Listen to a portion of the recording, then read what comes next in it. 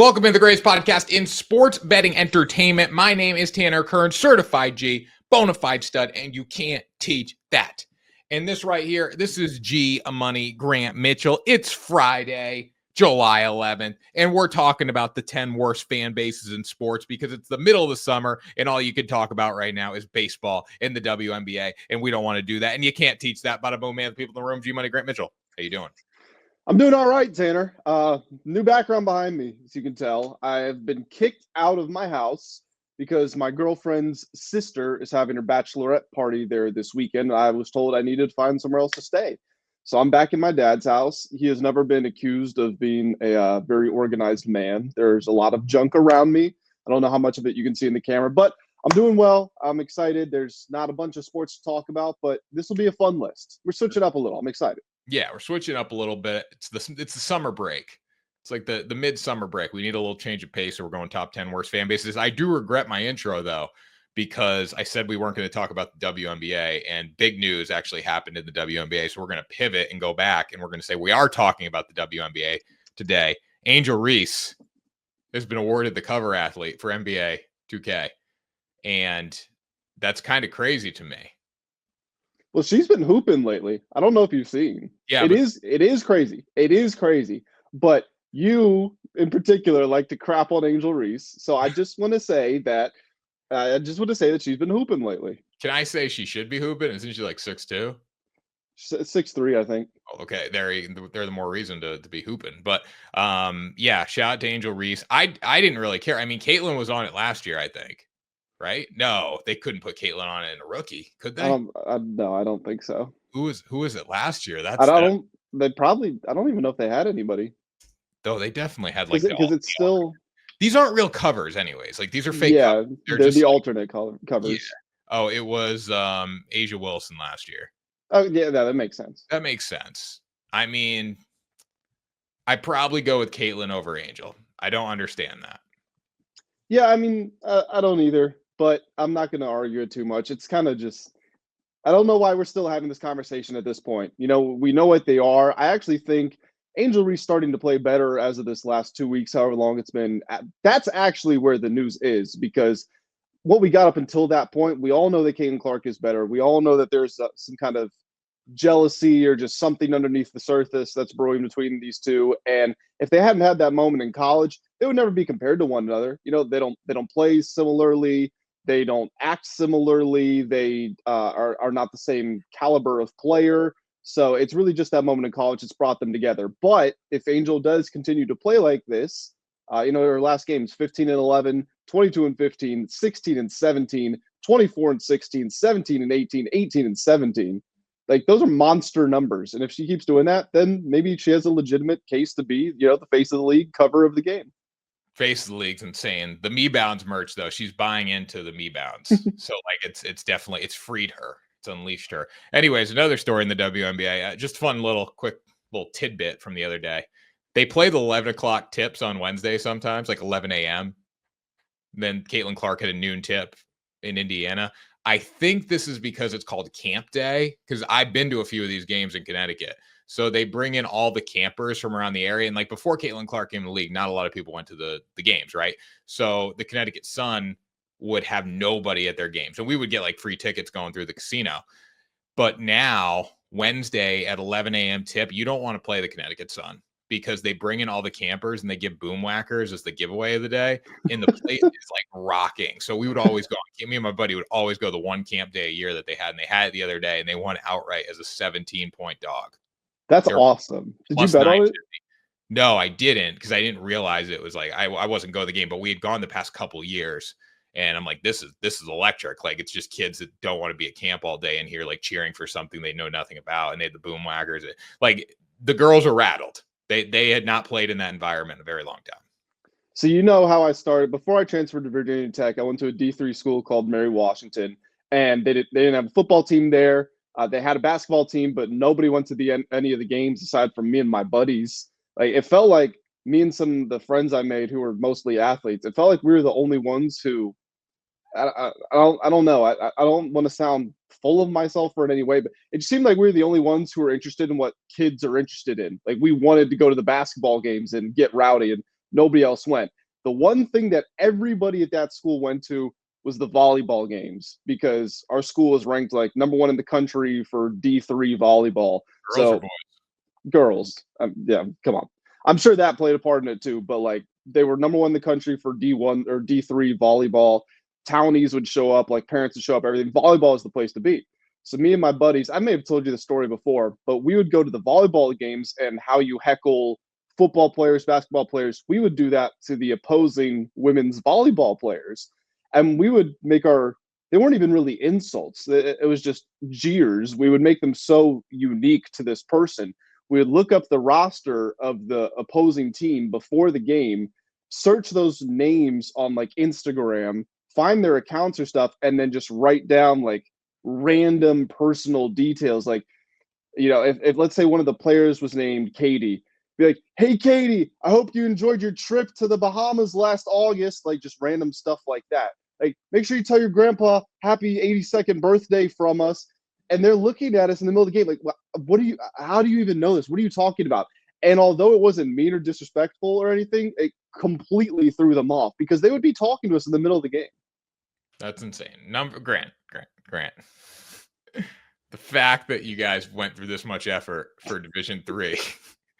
Tanner, you got to understand, we didn't have a football team. Nobody went to the basketball games. We're young men. We needed our fix somehow. It kind of comes like, that's what I think a Division III school, it kind of comes to that, unless you go to like a D3 sports power, like a Springfield College or something, where like 90% of the students are athletes, and if you're not, you're probably weird. So, or you're in like athletic training or something. Like everyone's kind of has something to do with athletes there. But yeah, it's a lot of effort for a Division III women's volleyball game. I give you a lot of credit, Grant. So, you don't even want to hear about the time we showed up drunk to a 7 a.m. swim meet. Like, see, we just wanted to go watch sports, and it's hard to find that at a small Division III school. Just turned your damn TV on, anyways. But yeah, we are ranking the top 10 worst fan bases in sports. But before we do that, we're presented by the World Sports Network, WSN.com. The best place to get your sports betting picks, promo codes, articles, any sports betting content you want is on there. So make sure you guys go check that out. It's linked in the description below. And Grant, tell them why they need to not only check out WSN.com, but also smash the subscribe button on the Ride the Line podcast. If you're into sports betting in any shape or form, then WSN is the place to be. WSN.com, home of the World Sports Network. Tanner and myself and a team of experts, we write previews of big games, talk about futures bets, share our opinions, and most of all, we have bonus codes for all of the major sports books. So you can get bonus bets, profit boosts, first bet back if you miss your first bet, that type of stuff. It's all over there at WSN.com. And why you need to subscribe to this podcast is, well, if you don't, then you're never going to be around for when Tanner and I come up with great ideas like the 10 worst fan bases in sports. So make sure you hit that subscribe button as well. Smash it. Absolutely smash it. So we said we were doing a clean 40 today. So we got 32 minutes to get through this, Grant. It's Summer Friday. We're feeling good. We're be in and out today. Well, in the spirit of the 10 worst fan bases, I maybe I need to add myself to this list, because just to go back to what I was talking about with the whole volleyball thing, there's one story here that you'll like. So we know the routine at this point, and we've got our little notes written down in our notes app. Like, we show up, and the other team's in there warming up, and me and my buddies, we always showed up super early so we could sit in the front row, and we get down there and we're just kind of laughing with each other, whatever, and it gets closer and closer to tip off, whatever they call it, the opening serve, and we start like rolling a few of them out, and they're not saying anything, they're not even acknowledging us, they're staring like Terminators. We're like, wow, the other girls, we're like, wow, these ladies are locked in. And then the game starts, and we score a point, and the girls, whenever they score a point, they go, yeah, and they clap, and they like do this big hug with each other, and then they go back out. So the other team scores, and they all just go like something like this. Nobody says anything. There's no sound. Like, that's weird. It's very robotic, mechanical. And we score, it's like, yeah, and everybody, and they score, and nothing. And so finally, I start looking around, and by the way, keep in mind, we're yelling out our whatever we've got written down. The parents of the other girls are on the other side. They're staring at us. Like, they look confused, almost bewildered. And we start realizing, coach of this other school on the side is going like this. Oh my God. Girls, You're playing Gallaudet University, I bet. we were playing Gala Duet, Oh my the God. school for the deaf and blind. Yeah. The girls couldn't hear, so we're shouting. Parents are here. We're shouting personal insults from their Instagram, and the parents on the other side are staring at us like, I don't know if they realized we didn't know, or they just thought we were complete assholes, but they were staring at us, the coaches looking at us. And we ran out of that gym as fast as we could. We were so embarrassed because we were just shouting at deaf people. Well, so the only reason I did a football camp there, like not to go there, it was like a USA football camp. They held it there. And then, that's the only reason I found out it was like a hard of hearing school. So I'm blind. But anyways, Grant, you're an asshole. That's really mean. We had no clue. I mean, we just showed up. We thought it was another school. I mean, you got to keep in mind, we don't know, like pretty much every team we faced, we didn't know them because Clemson and Ohio State and Michigan, you don't know D3 schools. So you just see Gallaudet, and it's like, okay, that's the next team on the schedule. And yeah, so that was not our best moment. But if you show up, if you're an athlete, the parents, I'm assuming a lot of these insults that you're giving at these Division III women's volleyball games, like it was primarily parents hearing them, because I can't imagine, at least visitor wise, that people are traveling for these games outside the parents. Maybe I'm wrong, but if you guys were saying this to Gallaudet, I don't know however you say it, they needed to, like, you're gonna treat them the same way. It's equality. I could change it up for them. That's true. We should have learned how to like swear in sign language. That would have been great. That would really mess with them. Anyways, should we kick off our list? Yeah, I think I got to put myself at number 10. Are you gonna be 10? The Mount, what was it? Mount St. Mary. The Mary Washington. I'll put the Mary Washington 2016 track team. That was basically me and my friends. Yeah, we're number 10. All right, number 10 for me is going to be Ohio State football fans. They're the worst. Most of them didn't even go to Ohio State. Number one, a lot of them didn't even go there, and that's the case with all the big time football schools. But these people were ready to run Ryan Day out of the building, literally destroy him, get rid of him. After the Michigan loss, like coming into that Tennessee game, that was Ryan Day's funeral, and fans were all against him. And then all they care about is beating Michigan. And then they win the national championship, and people are like, well, you still didn't beat Michigan. They're like, well, we're national champs. Like, but the way they put that game up on a pedestal, and then they suddenly forgot about it when they won the national championship, like what the haters were saying to them after they won the national championship, that's what they were saying. It's like, it doesn't even matter if we win a national championship. We just want to beat Michigan. Then they win the national championship, and they're like, oh, Michigan game didn't matter, which that's the way it should be. If you win the natty, you should be good, but they just are delusional people. Yeah, and I think a lot of schools, specifically I would say SEC, well, maybe not schools, but fans of SEC programs, they're delusional too.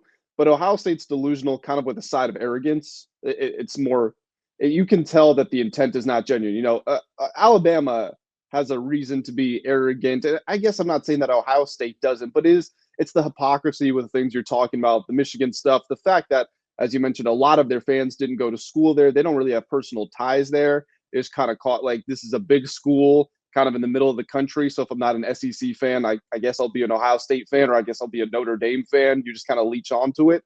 So yeah, I think this is a worthy inclusion. I was struggling to come up with a number 10. I kind of cheated and put myself there, but yeah, they would have been in consideration. Yeah, so we're going 10-9 here. 10-9, 8-7-6. We usually go 1-10. We're going 10-1 this time. All right, Grant. So Ohio State football fans, they suck. Yeah, when we go 1-10, it's because it's been pretty obvious. When we did top 10 quarterbacks, we knew that we were going to put Patrick Mahomes at number 1. But this one, there's a lot more debate here. All right, Grant, give me your number 9. Well, I'm coming after you and everyone who's like you, Tanner. Boston Celtics at number 9. I mean, just a bunch of assholes. That's the second time I've said this word on the show.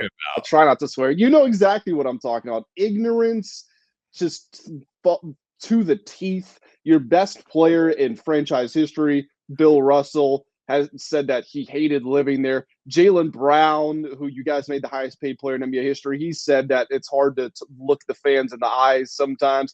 LeBron talked about how he hates it there. Kyrie has talked about how he hates it there.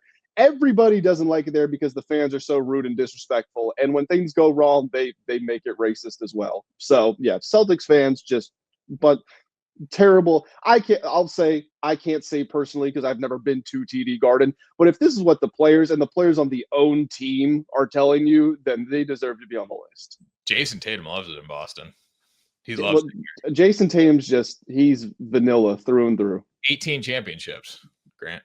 Jason Tatum does. He has 18. No, the Celtics have 18 championships. Obviously, the fan base is doing something right. They won 10 of them when there were 8 teams in the league. Doesn't matter. There's still 18 banners. Going for a 19th coming up soon. Nothing to do with the fans. Yes, it does. That's everything to do with fans. I mean, listen, Boston fans expect a lot of other teams, and that's fine. They're realistic with them. Like, that's the thing about Boston. Like, and I've seen this with the Celtics, the Red Sox. If you don't play well, you're going to get it.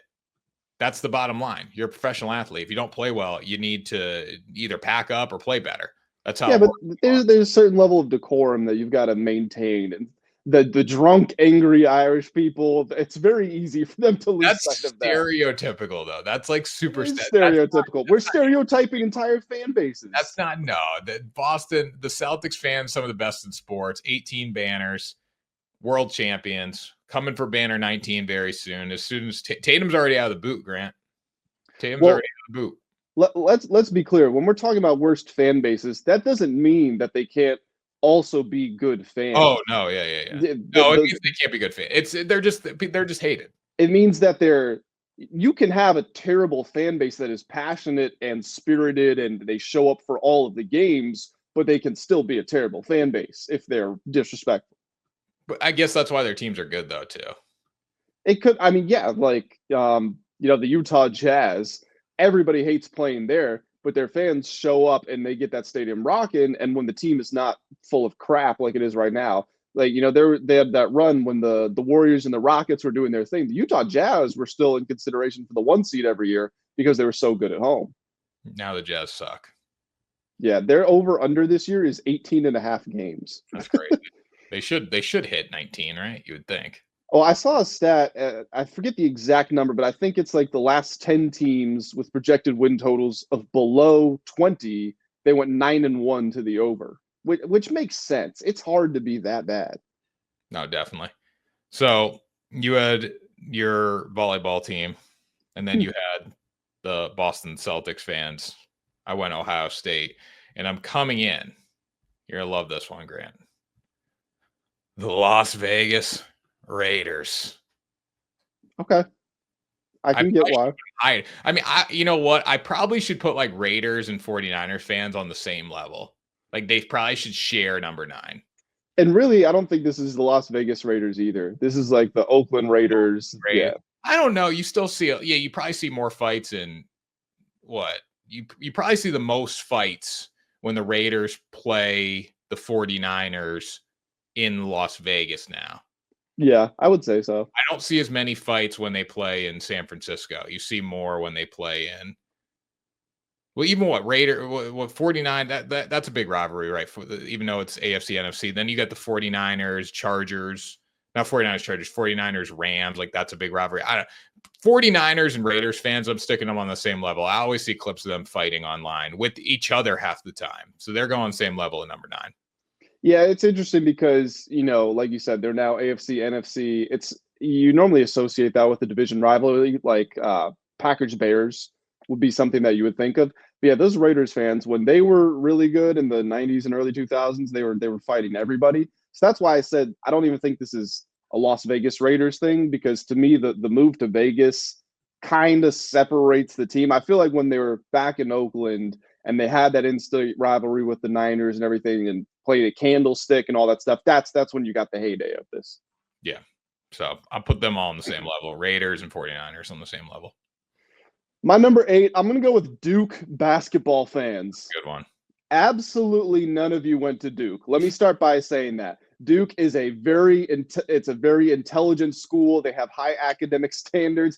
They don't take a ton of people. Yeah, you've got idiots from all over the country rooting for Duke. You didn't have a 4.5 GPA in high school. You did not get in. If you didn't go to a school, this is my rule.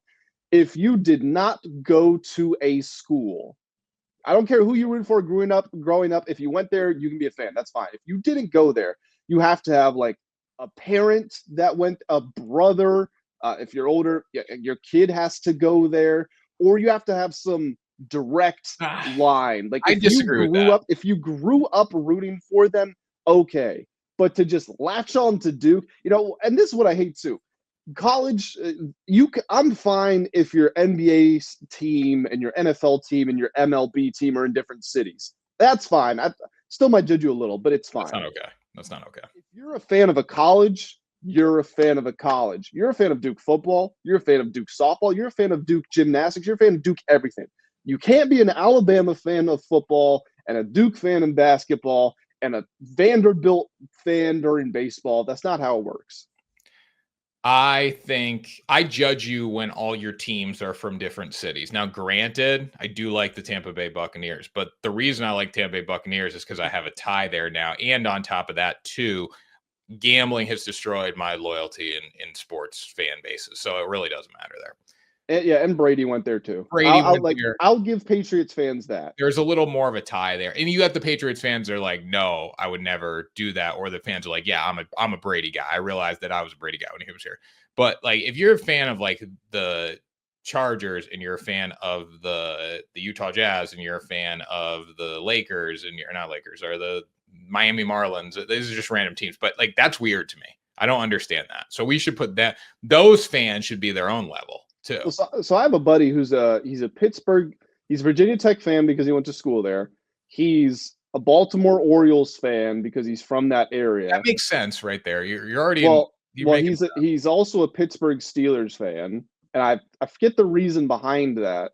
I think it might just be because he grew up like as a kid he liked them. And he's a Charlotte Hornets fan.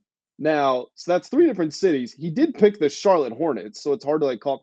And his reasoning was he moved to Charlotte after school, and when he got there, he was trying to get a job in Charlotte sports media. So he became a fan of the Hornets that way. So 3 different cities for 3 teams, but I think that's still acceptable. The worst combination is the good old Cowboy Laker Yankee fan. That's the worst. They're Duke fans too. What? They're Duke fans too. Yeah, they're Duke fans too. So like, all those teams will probably be on this list at some point. But yeah, that makes sense to me. At least they're in the same area too, like Baltimore, Pittsburgh. Like you're in the same, not same market, but like you're in the Pennsylvania, Virginia, Carolina like it's all in the same area. It's not like you're going across the country for a sports team. Okay, number 8. Let's hear it. All right, so number 8 for me. This is a big one, big decision here. So number 8, I'm gonna put Los Angeles Lakers fans there, Grant. I totally get why. You know what the funniest thing about Lakers fans is? I'm stealing your intro here. I love that anytime there's any kind of news involving a player, you go to the comments section and you see a jersey swap of them in the Lakers jersey. You know what, though? I do respect the fact that like you don't get don't get me wrong, you get the bandwagon with the New York Yankees and the Cowboys and the Lakers, but like the Dodger fans don't really show up until like it matters. Where I feel like the Lakers fans are there more. And I know it's like it's basketball's different than a 162 game baseball season, but I feel like the Lakers fans are there more than the Dodger fans. But they're disrespectful, they're bandwagoners, and they overreact. I mean, like I'm currently a Lakers fan. I'll never actually call myself a Lakers fan. I support the Lakers because I'm a LeBron fan. You're a LeBron fan. Yeah, but I acknowledge that I'm a LeBron fan, so I'm currently supporting the Lakers. There are people who will just walk around and call themselves a Lakers fan, and then when LeBron retires, they're going to become Rockets fans because Durant is there, and then there'll be Warriors fans and stuff like that. That's I get it. I also think the NBA, this is off topic, I think the NBA is just a player league now. I don't think there's much loyalty to teams unless you were just kind of born and ingrained in that team.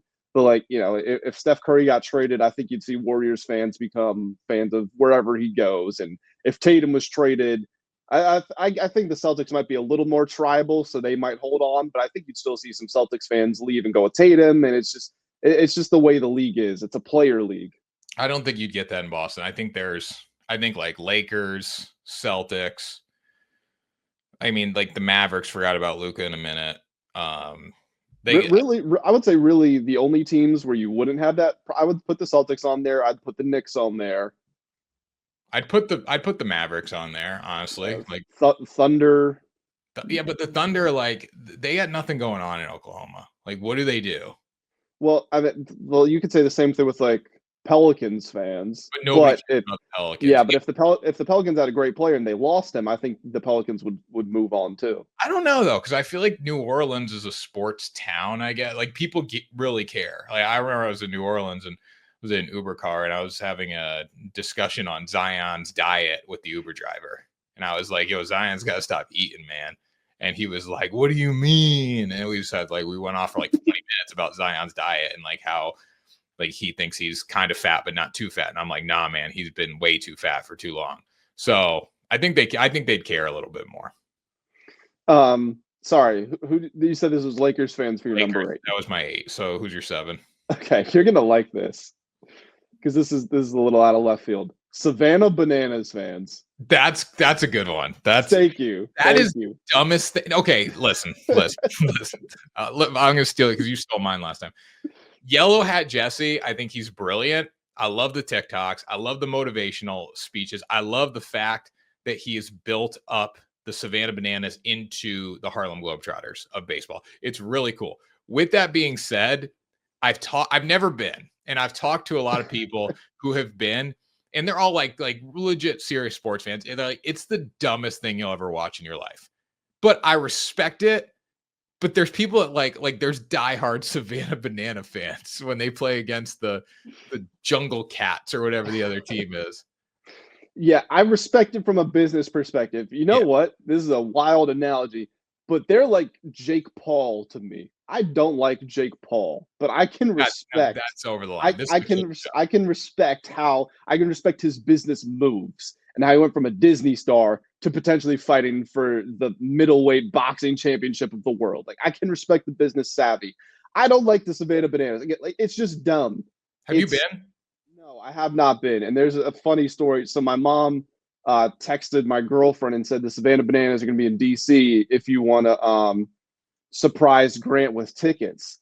And she told me about that. I was like, why would you ever surprise me with tickets? I don't want to go. If anything, it's the other way around. I'm getting tickets to surprise her because she wants to go. I have made this comparison numerous times, and I think it's very accurate. Savannah Bananas fans to me are Disney adults. It's the same person.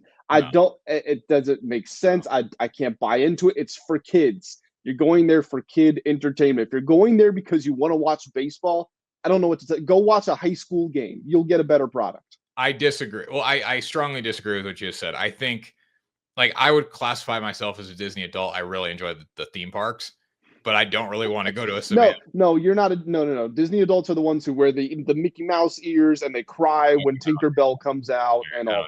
I just like going to the parks. But so I think when we're talking about the Savannah Bananas, I want to go. Like I need to experience it. Like even as an adult, I do want to go see what it's all. I want to see what Banana Ball is all about. But like I think it's also everybody I've talked to, and they're like, I think it's dumb because the product's not good. Like the product is below a minor league baseball game. So that's where I kind of struggle with it. But I think it's cool, like doing trick plays and stuff, catching the ball. But the TikToks and all that, it's a little weird. But it's for the kids. For the kids. It is for the like. If you get tickets for your 3 kids, that's fine. I got nothing to say.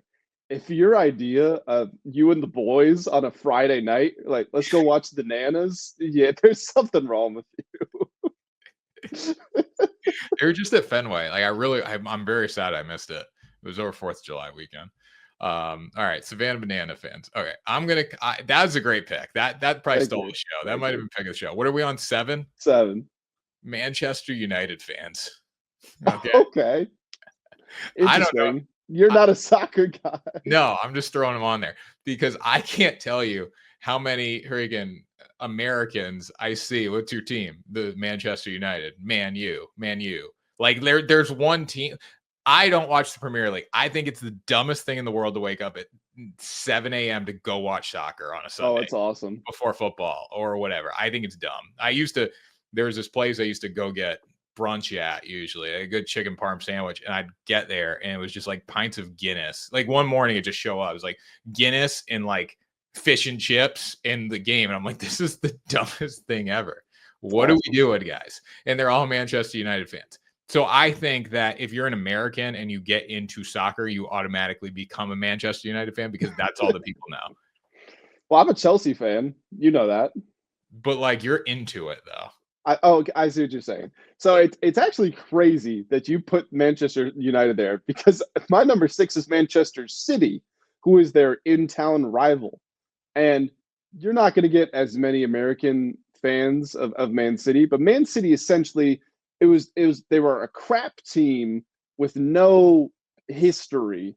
They improved a little bit, and then Saudi ownership came in, bought the team, pumped it with oil money, and they just bought their way to the title. You have to think about if the Los Angeles Dodgers were a AAA team, got promoted, and they did what they just bought everybody, every single player in the league. They went out and bought them, the best ones, and they bought their champions. They bought the best manager in the world.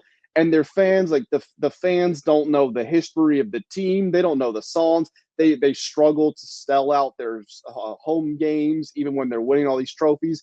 And then the moment, if they're competing for a total of 5 trophies in a year and they win 2, they'll be like, well, how come we didn't win a majority? Why couldn't we do that? Why couldn't we win 3 of them? They're so ungrateful. They're not real fans. They're just your classic traditional bandwagoners. So was that your 7? Or it was 6? 6. Did I do my 6 yet? No, you're on 6. Okay. Well, okay. So I just think soccer genuinely, like soccer, and the one thing I respect about them, like the NFL's trying to make these global efforts to go play games over there and all this stuff. Like soccer doesn't do that. The Premier League doesn't do that. They don't come to the US for games. They only do it for preseason, which makes sense. Like, NBA's gone to China, the MLB's in Japan. Like, everybody during the preseason, they go worldwide. So that's the one thing I respect about soccer. Like football's our game. It's an American game. It's never going to be a foreign game. Soccer is their game. They keep it. We keep it. We put these guys. Roger Goodell should be on this list for putting the players through traveling to Germany and Hungary and Australia and Brazil. Every place under the sun we're trying to go play football at. I don't get it, but he's talked about having international teams too. That would be the dumbest thing ever. If they wanted to do something like that, you should do NFL Europe. I remember when that was in the Madden video games. Mm-hmm. Like bring it back, make that the minor leagues and have them play over there. You can't have a team. I guess you could have a team in London flying 6 hours and only playing East Coast games. And then they spend half the season here, half the season there, but it'd be dumb.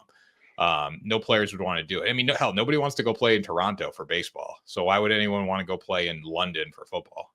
And if you do that, it's also not the NFL. It's not the National Football League. It's the International Football League.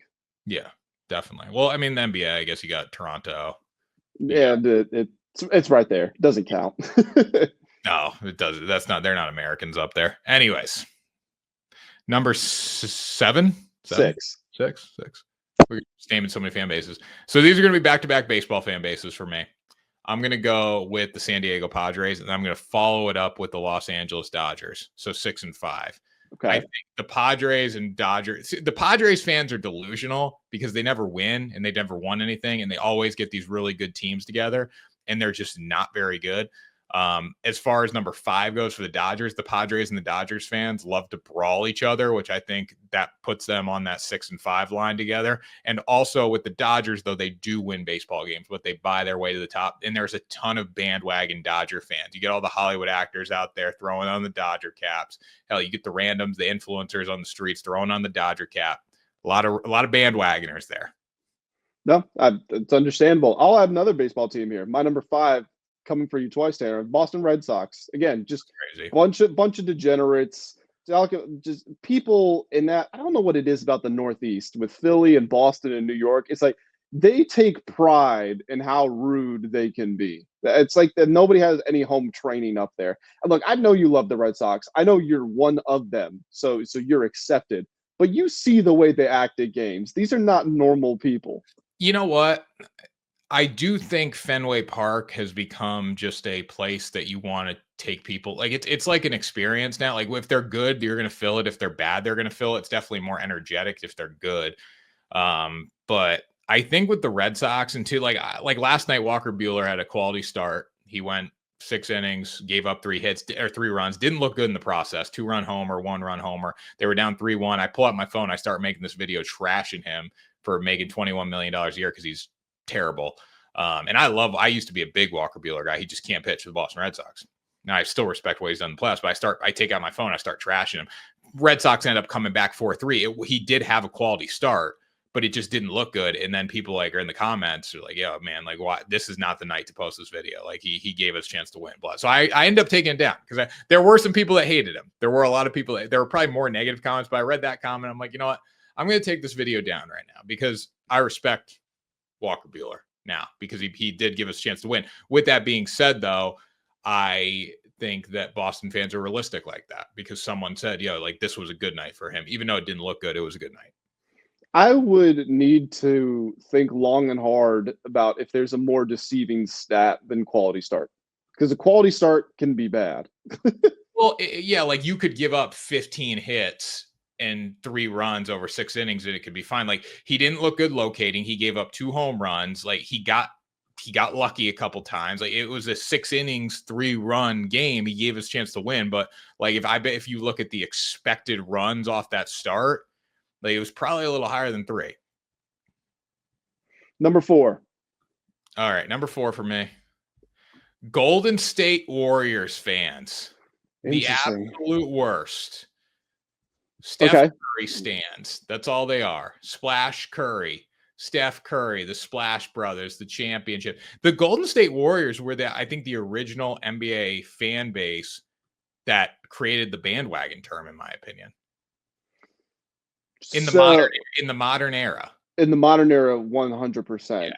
Yeah. I can't put them on this. I see what you're saying. I do. The reason I can't put them on there is when they were playing at Oracle, when Steph and them really broke onto the scene, their home crowds were unbelievable.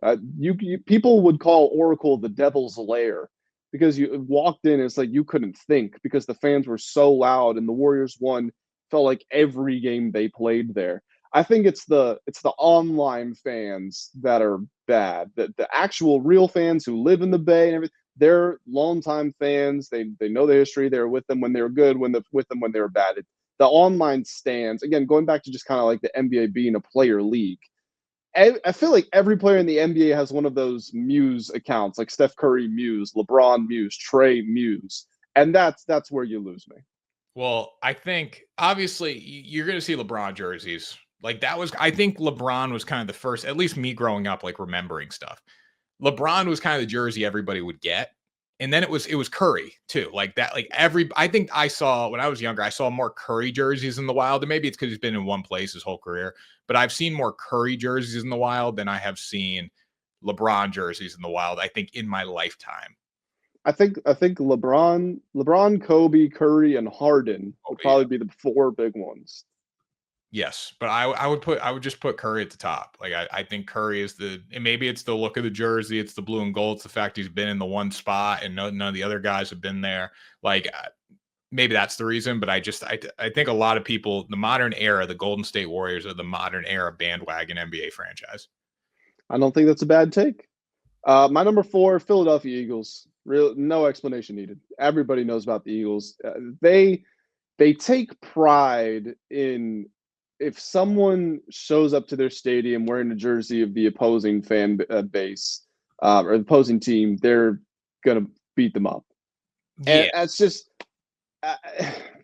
fights happen at games. I'm not saying they shouldn't. If you get into a fight for a good reason with some of the opposing fan base, that's fine. I know I'm not supposed to say that. That's fine with me. Whatever. Just because they're there, minding their business, not doing anything, they're wearing a jersey of the other team, and you go punch them in the face, and then you say your explanation for that is, well, you knew what you were getting when you showed up wearing that. Look yourself in the mirror. I mean, the IQ of that fan base has to be very low. They threw snowballs at Santa Claus. They have nothing else going for them. I get it. Philadelphia, I actually like the center of Philadelphia. I like going there as a visitor. They have like one street. Yes, That's exactly. Like that's where I was. Around the city center. I liked it. Went to a couple bars. They were nice. If you venture out at all from that, it's crap. Like I've got a friend who's actually an FBI agent who lives there and works there, and he knows it's crap. So I understand why these people want to fight. I understand that they don't have a lot of them don't have a lot to look forward to as soon as they leave. But come on, you got to at least respect people going there to support their teams, even if it's not your team. Am I on 3 too? You're on. That was my number 4. You're on 3. You're ahead of me now. Damn. All right, so I got 3. I'm gonna put the Eagles at 3 too. I'm gonna put the Eagles at 3. You know, I hate to do this. I kind of ran out of spots, so I'm gonna put Eagles and Cowboys on the same level of 3 because they're both in the NFC East. I think for different they're 3A, 3B. There's more fan bases because I have one that popped into my head late that I need to put at number 1 now. So Eagles fans, great. That's a shit city. I'm gonna be honest with you. Philadelphia is the worst. Like I was driving in an Uber and I was asking the guy like, "Hey, what's this? What's that?" Because really coming to Philly, you don't see a lot of high rise. It's all just like, nope. You come across, I forget which bridge is it. I forget the name of it, but you just come across that huge bridge and then you're just in the city. He's like, shit, I wouldn't come down here if I were you. I said, okay. That was like a Southern accent. It didn't sound like that, but in my head, I was like, yeah, I run around. He's like, nah, don't run down here. Don't run down here. I'm like, okay. So I think Philadelphia, they have like one street that's like, okay. Other than that, like that's a terrible city. When you compare it to like New York and Boston, Philadelphia is a terrible city. I think the fans are passionate. I respect it. I'm of the belief if you go to a visiting stadium wearing another team's jersey, I don't care if it's a baseball or like, I don't care where it is. You're asking for trouble doing that. So like I that bothers me. Don't get me wrong. I wish it wasn't like that, but I just don't have the nerve to do it. Like I'm not going to show up to an opposing stadium wearing another team's jersey, depending on the stadium. Cowboys. I think you're asking for trouble. Like people are going to curse you out. And I'm fine with that. Yeah. But you don't deserve to get jumped just for showing up wearing a different jersey. No. Cowboys fans, they're going to be on the same level because it's the NFL and the NFC East. I just think the Cowboys fans, they're bandwagoners and they go along with that Lakers, Duke. Who else? Lakers, Duke, Yankees. So yeah. Yankees, yeah. Yeah. And then Yankees are number 2 for me. Okay, well, hold on. So my number 3 is Texas. You know, horns up, everything. That's now disrespectful. They're good. They're good now. So like, it's faded away. It seems appropriate now that they're good. But just wait for them to go back to 8-4, 7-5 every year. Which I don't. To be fair, I don't know if that'll happen because they've got so much money and we're in the NIL era. But when it was happening, they talked about themselves like they were Alabama, like they were the best thing since whatever. And no, they were just 7-5, stuck in the Big 12, giving up 55 points a game. We're losing to Oklahoma in the big moment, losing to Baker and losing to Caleb and all this stuff. They just had no memorable moments, yet they were probably the loudest fan base in college football. I think it's cool. Like hearing Texas is back repeatedly after winning an 8-win bowl game was a lot of fun for a while. Like I don't think Texas is that annoying because they were always in the big, like now they're in the SEC. It's a little different. They got the money, like their arch is there, they're back. But like, I did like the Texas is back era because we don't live in that era anymore. Like I want that era back. It's definitely different now. Like I said, it feels more appropriate now. Because they are in the SEC, because they are good, because they do have the money, it does feel like they actually have a real fan base now. They're the stand. Texas is no longer like the little guy. They are the standard. And I don't even know how they fell off so long, honestly. Like I know NIL and makes a huge difference, but man, the Texas is back era, I think was a lot of fun because they're back now and it's not as fun. Like I just like Texas. I like Sark. I think it's a cool program. I guess I'm one of those fans. You like Quinn Ewers too. That's your guy. I love Quinn. I've always been a Quinn Ewers guy, though. He's that guy. You had the Yankees at number 2. I also have the Yankees at number 2. So it's just you've already said my number 1 team. So I don't know who you have at number 1. Why don't you give me number 1? Because I think mine's gonna be a banger. My number 1 is going to blow the doors off this podcast. My number 1 is the Dallas Cowboys. I feel like if you ask 9 out of 10 people, that's what they're gonna say. They're bandwagoners. The biggest thing about them is they are delusional. They can sign no disrespect here, but like Cavante Turpin, they will tell you Cavante Turpin is going to be an All-Pro this year as a receiver. Yeah, I think it might have been All-Pro returner, whatever. Just anything possible they can point to, they were going to use it. And then when contract negotiations come up, Michael Parsons needs to take a pay cut because he's on America's team. Dak Prescott needs to take a pay cut because he's on America's team. And we're going to go out there and we're going to sign Saquon Barkley, and we're going to sign Jamar Chase, and we're going to sign TJ Watt, and we're going to sign they have no concept of how a salary cap or trades work. They talk about the whole NFC East as if it's a bunch of crap around them. They rest on the things they did 30 years ago. And you know what? Shout out to the Commanders, who, yes, I'm a fan of, for getting to the NFC Championship game last year, because now it's just the Cowboys. They're the only team in the league that hasn't been in like 30 years or whatever it is. Yet you hear about them the most on sports talk radio. They dominate the headlines. This team is going to do nothing. It's done nothing for a very long time, and they're going to continue to do nothing. I don't like saying this until someone other than Jerry Jones is running the team. Maybe when that change happens, things will change. But if we're being honest, Stephen Jones might run the team. And what's really going to change then? Because he's already playing a huge part in everything.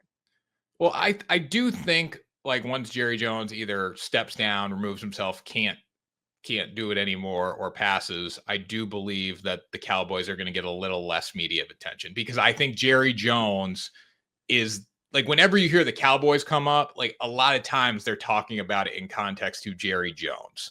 So like he has helped make the Cowboys America's team, in my opinion. I don't think if the Cowboys are 4-15, or not 4-15, 4-13, 4-13, like, or 6 whatever, I can't do math, 6-11, and Jerry Jones is not running the team anymore. Like, I just don't think, even if it's Stephen Jones, because I like every Jones in his family is involved in the team. So even if it's somebody else, I just don't see him being talked about as much unless they're good. But because like every time it's like, oh, the Cowboys had a bad game, we zoomed to Jerry in the press box. Like the ESPN's going to open with Jerry Jones looking disgusted at the field too. So I think they do talk about him a lot. They are, quote unquote, America's team. They haven't done anything, but Cowboys fans, they don't bother me as much as, like, I think I'd put Eagles over Cowboys, honestly. Who's your number one? We've also never seen the Cowboys good. Like, we've never really experienced that. So who's your number one? I'm excited. Drum roll. The worst fan base in sports. Caitlin Clark fans. That is the best answer you could have gotten for number one. Okay. If I'm going to look at the debate, again, we talked about the WNBA to open the show for like 10, 15 minutes. I don't know anything about the WNBA. Like, literally, I know Caitlin Clark.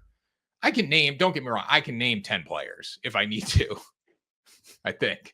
But Caitlin Clark fans are the worst. I was at a party this weekend talking to this guy. He's talking about Caitlin Clark. He doesn't know anyone else in the league. He just knows Caitlin Clark. Same thing with me. Like, I'm not a big like Caitlin Clark guy, but the Caitlin Clark fans, I think it's Twitter and stuff, they will fight to the death over Caitlin Clark. And I appreciate that about him, and I love him about him, but like, they also aren't really a fan of the bigger picture. They're just a fan of Caitlin Clark. So I don't know. I think Caitlin Clark fans, like, if you're talking bandwagon fans, like the Caitlin Clark fan, and I'm one of them, because I will take Caitlin over Angel any day of the week. But like, that is the biggest bandwagon, worst fan base in sports. You've got the nail on the head right there. Caitlin Clark fans are the biggest bandwagoners in sports, because what's funny is the WNBA fans, the real WNBA fans, don't seem to like her because the WNBA is, I don't want to say don't like her, but they aren't putting her on the pedestal at the very least. But I love that. Like, she's shaking up the system. So I respect the Caitlin Clark fan base, but like, it's funny that they don't really watch women's basketball at all. A lot of Caitlin Clark fans don't watch sports, like, genuinely. They just like that, like you said, for whatever reason, as you always say, she was the chosen one. And it doesn't make sense because she's not very talkative in interviews. She doesn't have a big social media following, or at least she doesn't have a lot of content that she puts out. It's not like I don't know. It's not Vince Carter dunking over somebody. She didn't make these bold statements. She just was a great player. And somehow, the craziest part about it is somehow it caught on to like this middle America of non-sports fans of I don't even know what the demographic is because there isn't one. It's just people who normally are not a part of sports culture who've latched onto it. This is fun. So I just put a ping pong table. We just put a ping pong table in our basement yesterday, actually. I ended up having to order it, but I thought that I was gonna be able to fit it in my car. So I drove over to Dick's like a week and a half, 2 weeks ago. And while I was there walking through the store just looking for a ping pong table, there was a rack of Caitlin Clark jerseys. There was nothing WNBA related in the store. There weren't any NBA jerseys, and maybe that's because the NBA isn't in season right now, but there's a rack of Caitlin Clark jerseys right there. I was out at brunch about a month ago, saw someone in a Caitlin Clark jersey walking around. I was on a run 3 weekends ago, saw someone in a Caitlin Clark jersey. I'm going to add. She's everywhere. I'm adding a level to this because you can't put Caitlin Clark there without adding WNBA fans in there too. Like you need to add them both. It honestly, I got to go back on my answer. I know this is a little anticlimactic. It's into everybody who likes the WNBA is number one because you either are like bandwagon towards Caitlin Clark or you are against her and you hate her and she's the only reason people are watching the sport and you still hate her. So that would be number one. It's not again. Like I love like somebody I posted like so I basically said that in a video and what about Paige Beckers? Nobody gives two shits about Paige Beckers right now. I love Paige. She's great. She played at UConn, but like nobody's turning on Ion because that's what they play on when Caitlin Clark's not there to watch Paige Beckers. They're watching Caitlin Clark. So I'm going to put them all on the same level. They're all at number one. It's a lose-lose for the league. It kind of is. Well, it's like, I think here's the thing. I don't think Caitlin Clark, and that's just who she is. Like she's got that effect on people. It's great. Like well, I'm one of them. Like I've watched her play before, but like she literally has made people who really have nothing to say about WNBA have something to say. And then on the flip side, the WNBA fans like hate her. So in the league, the girls hate her. Like they don't like her. I mean, damn, Sophie Cunningham's the enforcer for her now. Sophie Cunningham. It's you know what's funny. You know what I actually really I find poetic justice in all of this is the WNBA has wanted this equality for a long time, and I'm not making a statement saying they don't deserve it or they don't deserve better conditions. Whatever. I'm not saying anything about that. I just like that the WNBA players are starting to get ridiculed in the most ridiculous ways possible on Twitter, the same way the men do, and it's causing a meltdown. That's my favorite part of all of this. Like I was on ESPN. I forget. I was watching ESPN the other day, and I'm watching somebody. I forget who it was, and they were like, it might have been First Take, and it was one of the women's basketball analysts.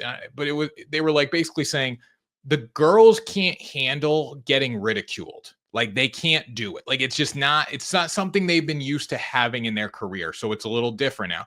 And the analyst was like, well, you know, I think it's fair to ridicule them for what they do on the court, but off the court like that, you can't do that. Like that's all the men have gotten their whole careers. So like, it's like, if you want, that's what it is. If you want equality, that's what you get.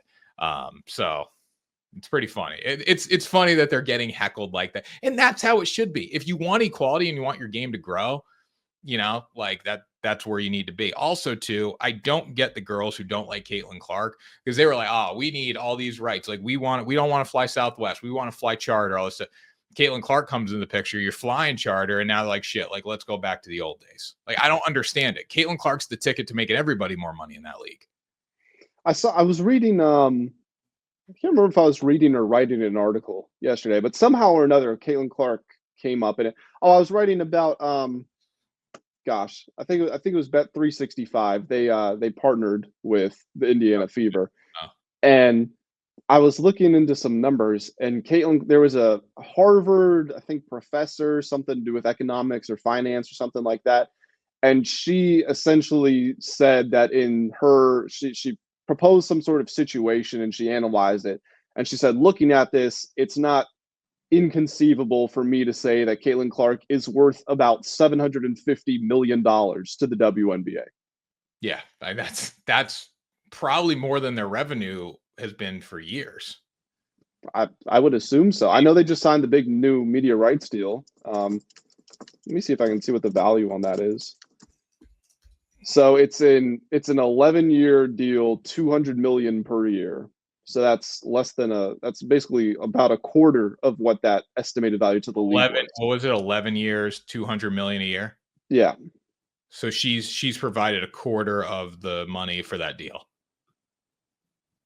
No, I'm saying the deal. So the Harvard person estimated her value is about 750 million. So this media rights deal on an annual basis would be 1/4 of what Caitlin Clark's value is. And Caitlin Clark's 750 million a year to the league. I don't know. That part wasn't clarified. So the WNBA generated $102 million in revenue in 2019. They generated in 2023 $200 million in revenue. So bottom line is Caitlin Clark is a big business for them. She's big business. She's potentially a difference between the league. I mean, it's expanding. You saw they're adding 3 expansion teams, and if Caitlin Clark were to retire tomorrow, that's not going to go well. You know what I mean? Like they're probably going to lose a lot of money very fast, and they might not be able to support those expansion teams. Yeah, definitely. So yeah, Caitlin Clark. I'm just going to say all W fans on the same level. They're all number one. And big fan of the league, but they're all number one in some capacity. Now, if you find out, here's how you're not number one. Disclaimer: you like Caitlin Clark, you think she's good for basketball. You're not crazy Caitlin Clark, but you also like the other game, and you've been watching. You think this is good for the game. Then you're not including that. But the crazy W and the Caitlin Clark crazies all in one. I like our lists. We had a good list. That was fun. That was a good Friday. Clean 40, 56 minutes in and out. Yeah, it was good. And if you guys did enjoy it, then you know what to do. Go scroll down, hit the like button, helps us out a lot. Hit the subscribe button so you're around when we post our next videos. And go to the comment section. We've been getting a lot of viewer feedback on the recent episodes. So what do you like? Who had the better list as always? Myself or Tanner? Any additions, any subtractions? Go to the comment section. Let us know. That was Ride the Line, greatest podcast in sports betting entertainment. We will be back on Tuesday for another episode.